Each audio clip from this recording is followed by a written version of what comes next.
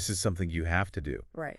And I think it's interesting also the nuance here where he says, give in proportion to what you own. Yeah. So it's not about a fixed amount, you know? Mhm. It's about the act of giving, but relative to your means. It's like what you're able to give. Exactly. So whether you have a lot or a little, Yeah. that principle of generosity, it applies to everyone. Yeah. What stands out to you about this emphasis on proportional giving?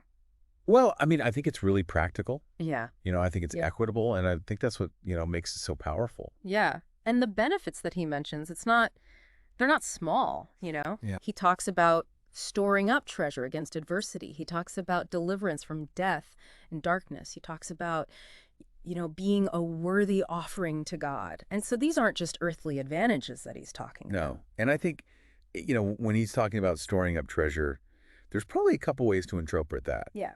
I think, on a practical level, acts of generosity can strengthen community bonds, Right. and that can provide support during difficult times. Yeah.